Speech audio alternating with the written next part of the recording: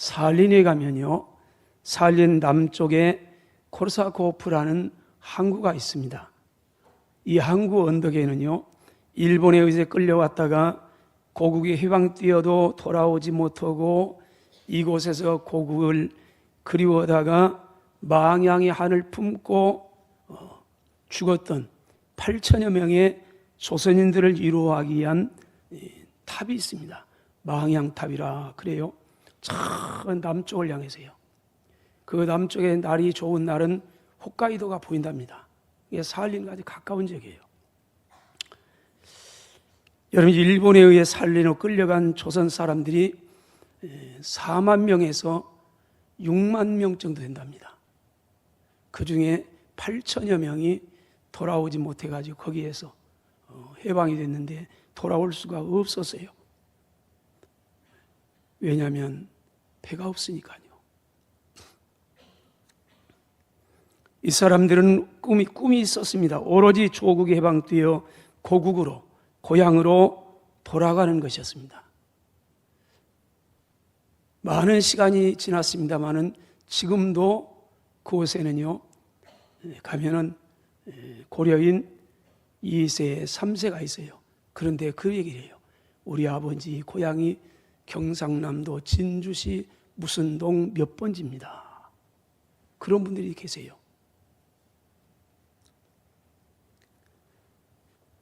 (1945년 8월 15일) 꿈에도 그렇게 해방이 되었습니다. 고국으로 돌아갈 수 있다는 꿈을 안고 저 북쪽 살린에서 탄광에서 이러다가 이제 드디어 해방이 됐습니다. 고국으로, 고향으로, 부모 형제 품목한다.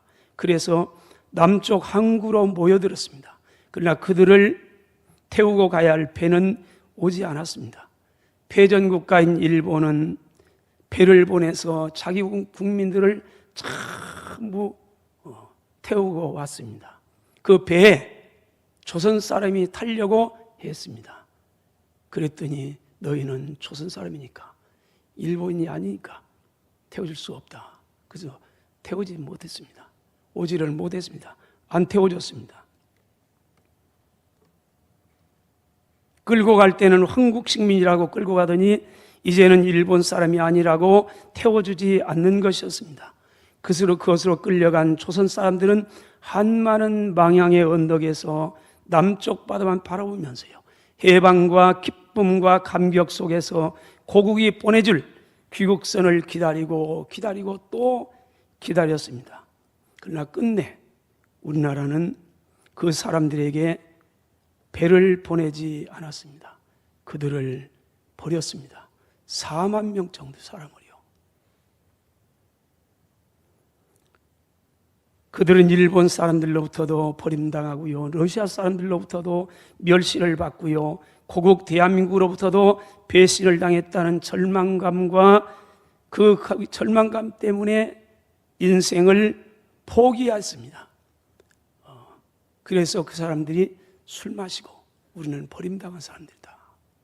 고국을 가고 싶어도 갈 수 없는, 고향 땅을 방문하려 가고 싶지 않은 그래서 망향의 이 망국의 한을 품고요, 그곳에서 나그네로 죽어간 사람이 4만 명 중에서 8천 명이나 된답니다. 그래서 그걸 기리면서 근래요, 2000년대에 망향에 탑을 세웠어요. 그 전까지 다 잊었어요, 살린 사람들.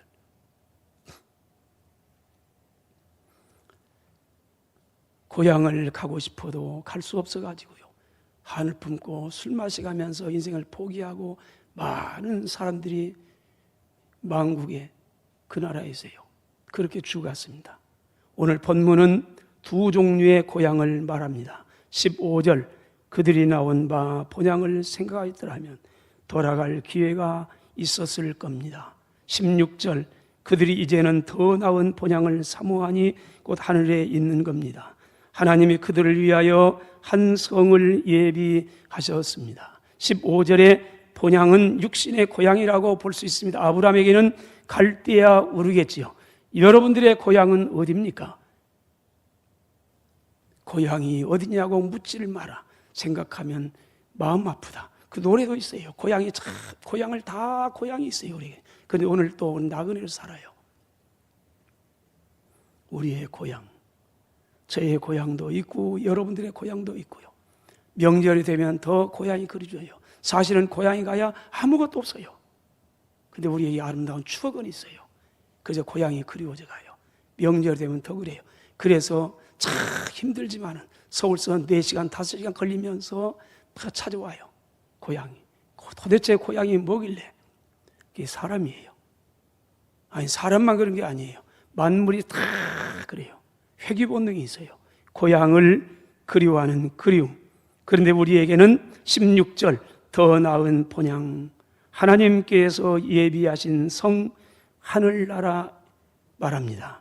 그러므로 오늘 이 본문에서 몇 가지를 보려고 하면, 첫째는 우리는 인생이 나그네임을 알아야 한다는 겁니다. 이걸 놓쳐버리고 살면 이 땅의 주인으로 살면 천년만년 살 것 같아요. 근데 아니에요. 금방이에요. 시간의 개념은요 너무 다른 겁니다. 하루도 나그네 인생이고 10년도 나그네 인생이 될 수 있고 70년도 나그네, 시간은 짧아요.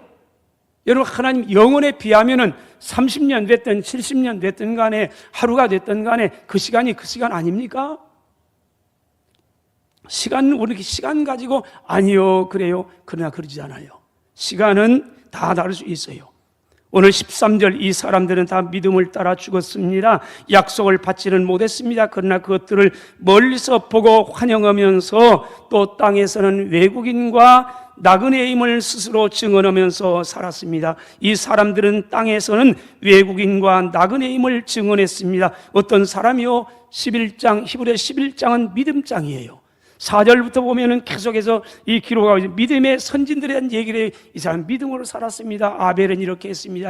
다 믿음으로 그런 믿음의 선진들에 대한 얘기입니다. 이 사람들은 다 이 땅에 사는 동안 잠깐 머물다 가야 하는 나그네와 외국인이라는 것을 알고 그렇게 살았습니다. 그렇기 때문에 이 세상에 얽매이지 않았습니다. 창세기 12장 1절, 여호와께서 아브라함에게 이르시되 너는 너의 고향과 친척과 아비집을 떠나서 내가 내게 보여줄 땅으로 가라. 아브라함은 하나님 말씀에 순종해서 고향을 떠납니다. 갈대아우를 떠납니다. 이때 아브라함의 나이가 75세였습니다. 이때부터 아브라함은 고향을 떠난 나그네요 외국인으로 살았습니다. 그래서 훗날 그 원주민들은 아브라함의 후손들을 가리켜서 히브리인이라 이렇게 불렀습니다. 가나안 사람이 올 때 아브라함을 보는 그들과 아브라함과 그들 후손을 일컫 히브리인이라. 히브리란 말은 강을 건너온 사람, 나그네 외국인이라. 너희가 우리 이 땅 가나안에 가지고 40년 아니라 100년 산다 할지라도 여전히 우리의 눈에 너희는 외국인이고 나그네다. 이 아브라함의 생애예요. 아니, 아브라함의 그 후손들의 모든 생애예요. 여전히 우리는 나그네예요.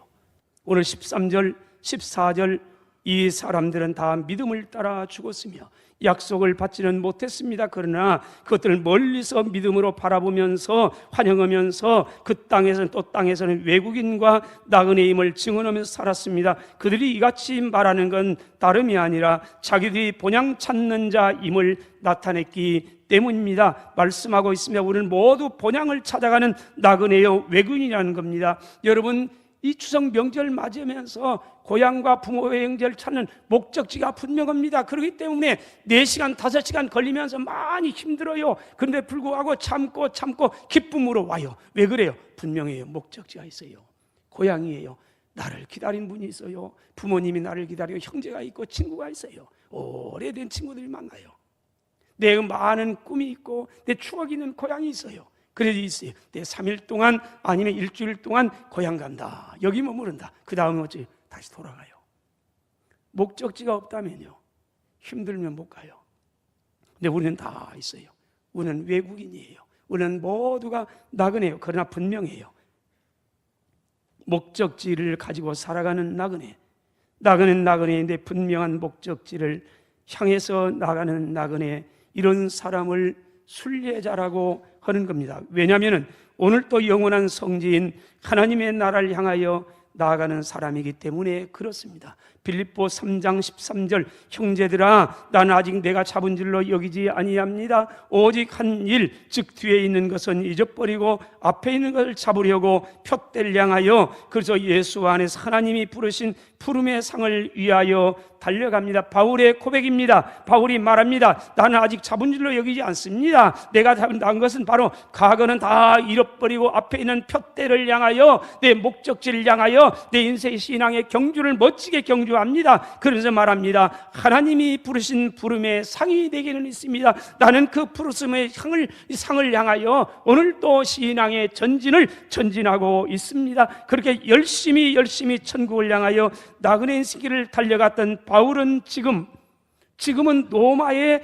감옥에 있지만은 나그네 인생길의 종착점 천국을 바라보면서 이렇게 멋진 아름다운 고백을 합니다. 디모데후서 4장 6절로 8절입니다. 전제와 같이 내가 벌써 부어졌습니다. 내 떠날 시간이 가까이 왔습니다. 지금 바울은 로마의 감옥에 있습니다. 사형 언도를 받았습니다. 언제 죽을지는 모릅니다. 그러나 죽음은 끝나는 게 아니고 그 다음 영원한 하나님의 나라로 인도된다는 겁니다. 이걸 바라보면서 말합니다. 전제와 같이 내가 벌써 부어졌습니다. 내 인생에 떠날 시간이 가까이 왔습니다. 그러면 고백을 합니다. 나는 선한 싸움을 싸웠습니다. 나의 달려갈 길을 멋지게 마쳤습니다. 믿음을 지켰습니다. 그러므로 이제 후로는 나를 위하여 의의 면류관이 예비되어 있습니다. 주 곧 의로우신 재판장이 누가요? 의로운 재판장이 여러분 상은 누가 주는 거예요? 주체자가 주는 거예요. 주체자가요. 금메달은 누가 주는 거예요? 내가 갖고 싶어 받는 게 아니에요. 나는 최선 다하고 멋진 경위했으면 그 다음 주체측에 딱 줘요. 나는 할 일이 있어요. 선한 싸움을 싸우고 내 달려갈 길 마치고 믿음을 지키는 일, 이 일은 내가 하는 거예요. 나그네 인생길 이렇게 사는 거예요. 그러면 그 다음에 이제 후로는 나를 위하여 의의 면류관이 예비되었습니다. 누가 준비해놨나요? 주 곧 의로우신 재판장이 그때 내 인생을 딱 심판하면서요, 나를 위해서 의의 면류관이 준비되었습니다. 그날에 언제예요? 그 앞에 설 때 인생 광야 나그네 인생 탁 순례길 마쳐지고 영광스러운 그 나라에 딱 들어갈 때 그때 그날에 내게 주실 겁니다. 아니 내게만 아닙니다. 나처럼 주님의 나타나심을 사모하면서 이렇게 믿음으로 살아가는 모든 사람입니다. 그러므로 우리는 고백하면서 찬양하고요, 찬양하면서 당당하게 고백할 수 있습니다. 괴로운 인생길 가는 몸이 평안히 쉴 곳이 아주 없습니다. 왜 그렇습니까? 왜 평안이 없습니까? 나그네이니까요. 여러분 추석 명절 3, 4일 올지라도요, 여기에서 집에 돌아가기까지는 평안이 없어요. 안식이 없어요. 여러분 여행길이 아무리 좋아요, 호텔밥이 아무리 좋고 호텔의 침대가 아무리 쿠션이 좋아도요, 집에 돌아가서 내 집에 있는 침대가 훨씬 나아요. 거기 가야 푹 자는 거예요. 이 나그네길엔 잠이 없어요. 잠을 자도 뭔가 좀 빠져요. 그게 나그네예요. 그래 우리는 나그네길 멋지게 왜 그래요? 고향에 돌아간다, 내 집에 돌아간다, 부모 형제가 기다리고 내 정든 추억이 있고 그 내 침대가 있고 가정이 있고 다 여기 돌아가요. 그래 나그네 길 가는 거예요. 나그네 길을 위해서 나그네 길 가는 게 아니란 말이에요. 그 다음 보세요. 이 땅에 평안 쉴 곳이 아주 없습니다. 근심과 걱정이 어디는 없겠습니까? 그런 말합니다. 돌아갈 내 고향 하늘나라, 언젠가 돌아갈 내 고향 하늘나라가 있답니다. 이 고백이 오늘 저와 여러분의 진솔한 고백, 찬양의 고백이 되시기를 축원합니다. 그렇다면 우리의 본향 하늘나라는 어떻게 찾아갈 수 있나요? 여러분 길 압니까? 천국 가는 길 압니까? 셋째로 오직 길이 되시는 예수님을 따라가는 겁니다. 13절 이 사람들은 다 믿음을 따라 죽었으며 비록 약속을 받지는 못했습니다. 그러나 그들 멀리서 바라보고 환영하며, 믿음은 바라보는 겁니다. 환영해 또 땅에서는 외국인 나그네임을 증언했습니다 말합니다. 여러분 그날 바라보면서요, 요한복음 14장에 보면은 예수님께서 제자들과 함께 있는데 제자들이 물었어요. 천국에 가는 길은 도대체 어떻게 가야 됩니까? 왜 천국 가는 길을 알지 못했습니다. 그래서 물었습니다. 그때 주님의 제자들 이렇게 말씀했습니다. 6절, 내가 곧 길이요 진리요 생명이니 나로 말미암지 않고는 아버지께로 올 자가 없느니라. 내가 곧 길이라. 여러분, 그러므로 길이 되시는 예수님을 따라가면 됩니다. 그것을 우리는 믿음이라고 말합니다. 예수님은 우리의 본향인 하나님의 나라에 가는 길일 뿐만 아니라 광야 같은 인생길에 바른 길을 걸어가게 하는 길이 됩니다. 그러므로 길이 되시는 예수님을 만나고 그분의 인도를 받으면 비록 광야 같은 나그네 인생길에서도 결코 방황하지 않습니다. 행복한 나그네 길, 순례의 길을 순례할 수가 있게 되는 겁니다. 그러므로 시인은 이런 고백을 했습니다. 시편 23편 1절로 3절, 여호와는 나의 목자가 됩니다.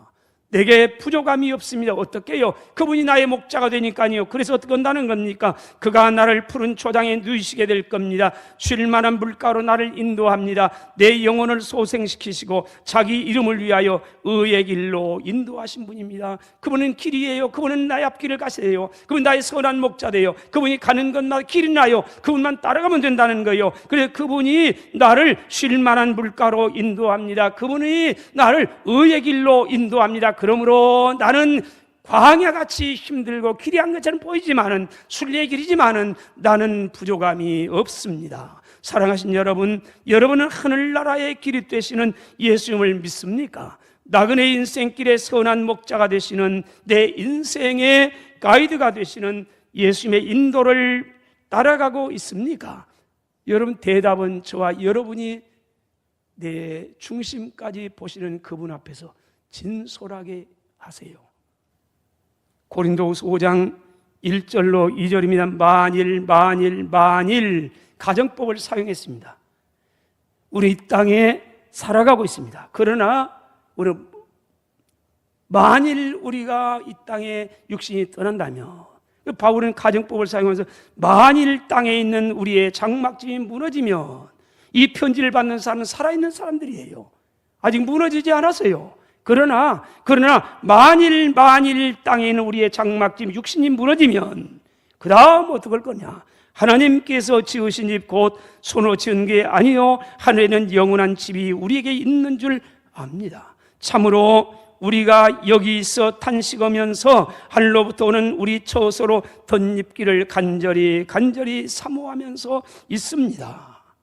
이 땅에 발을 붙이고 살지만요, 이 땅에 천년 만년 살 것처럼 주인으로 그렇게 살지 않는다는 거예요. 우리는 늘 그날을 봐요. 오늘 이 땅에 살아가면서 그 나라.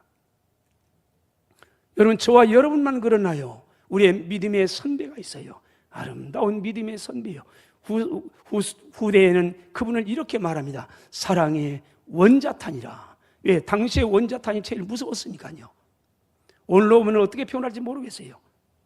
우리가 잘 알고 있는 손양원 목사입니다. 그분의 별명은 사랑의 원자탄이라. 48세의 짧은 생에 하나님 나라 공산당에 의해서 순교해서 갔어요. 짧은 생에 살았어요. 그 사랑의 원자탄 손양원 목사님은요, 우리가 아는 것처럼 여수 가자면 왼쪽에 여천이 있어요. 예양원 교회가 있어요. 그때 당시 예양원에는 약 3,000명 가까운 한센병 등 환자들이 살았답니다. 그러나 다 예수 믿었어요. 어제까지 하나님을 찬양하고 예배했어요. 그런데 어젯밤에 성도님이 갔어요. 오늘 밤 장례를 치료하여. 이 일이 하루 이틀이 아니에요. 이를 보면서 손영훈 목사님의 마음이 어떻겠습니까?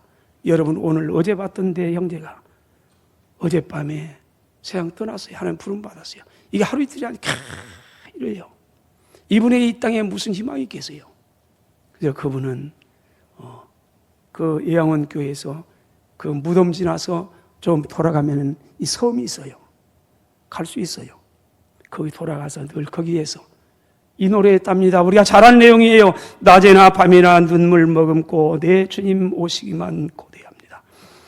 낮에나 밤이나 눈물 머금고 내 주님 오시기만 고대합니다. 그분의 소원 하나예요.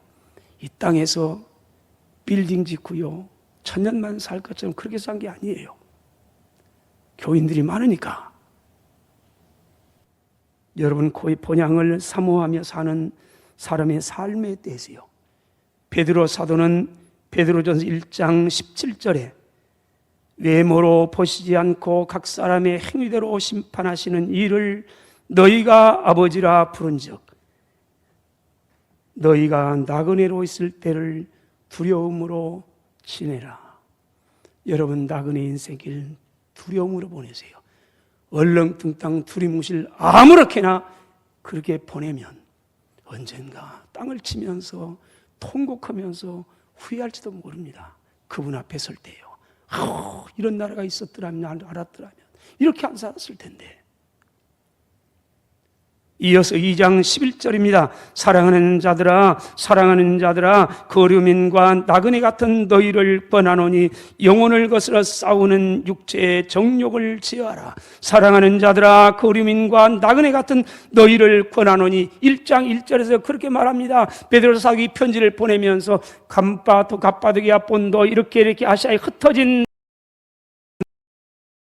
말합니다. 거류민과 나그네 같은 여러분을 권면합니다.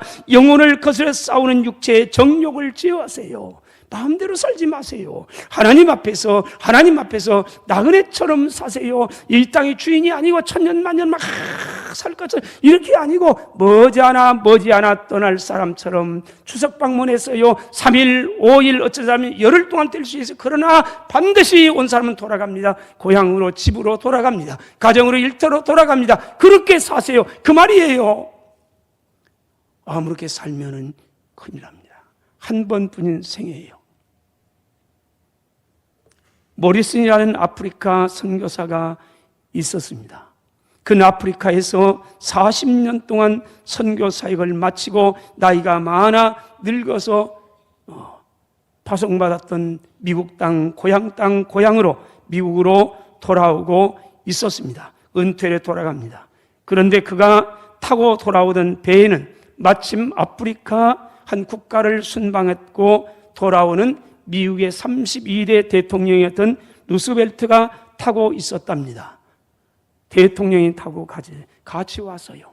배가 뉴욕 항구에 딱 도착을 하고 입항을 했습니다. 다 준비하고 대통령이 내립니다. 붉은 카펫에 쫙 깔리고요, 미국 내 많은 미국의 국민들이 와서 환영을 합니다. 대통령님 고생했습니다. 얼마나 힘들었습니까? 성조기를 들면서 환영을 합니다. 수많은 군중과 군악대의 빵빠레가 울리면서 대통령을 환영했습니다. 그리고 시간이 지나면서 대통령 일행이 항구를 다 빠져나간 후에 모리슨 선교사가 항구에 출구로 나왔답니다. 그러나 그를 마중 나온 사람은 한 사람도 없었습니다. 늙은 선교사, 외로웠습니다.